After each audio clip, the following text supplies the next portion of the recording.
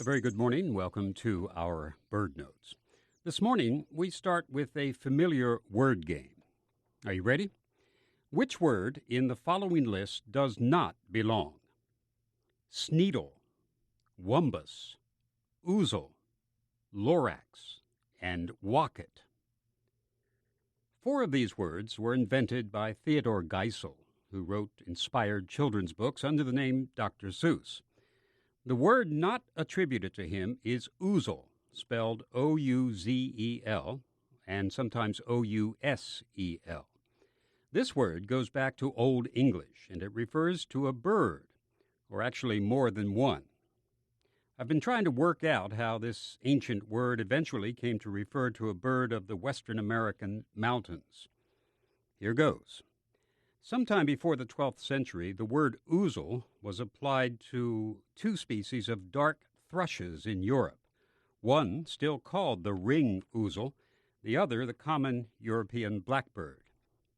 As an aside, the European blackbird is black with a yellow bill and is very similar to our robin in size and behavior.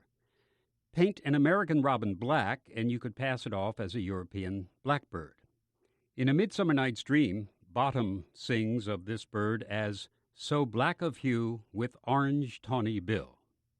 Now, somewhere along the line, the name ouzel was transferred to another species of bird, smaller than but superficially marked like the ring ouzel. It's a curious 7-inch bird that makes its living by walking in streams to catch insects and other small animals. This bird is also called the water ouzel and the dipper. It breeds throughout Europe.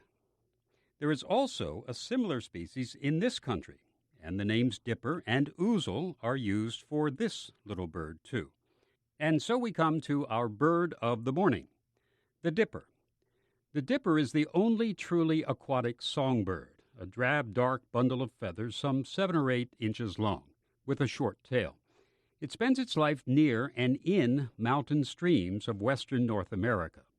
Literally in the streams, in the water, for this bird walks and flies under the surface of the fast-rushing streams, seeking for food. It also wades in the water, and it swims sometimes rather poorly, for its feet are not webbed. But the walking on the stream bed under the rushing water is what this bird is known for. It's a wonderful and very curious adaptation. The name dipper comes from the habit of bobbing up and down while perched on the side of a stream, which brings us back to names. Naturalist John Muir, writing in 1894, calls this bird the ouzel.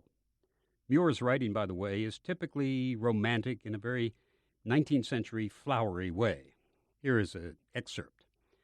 The ouzel is a singularly joyous and lovable little fellow.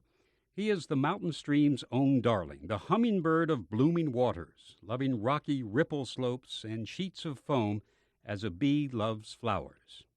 Find a fall, a cascade, or rushing rapid, and you will surely find its complementary ouzel. The words of John Muir from the mountains of California. Now, somewhere over the last century since Muir wrote that, the lovely word ouzel has fallen by the wayside. It is rarely mentioned in bird books nowadays, except in the index where it says, see dipper.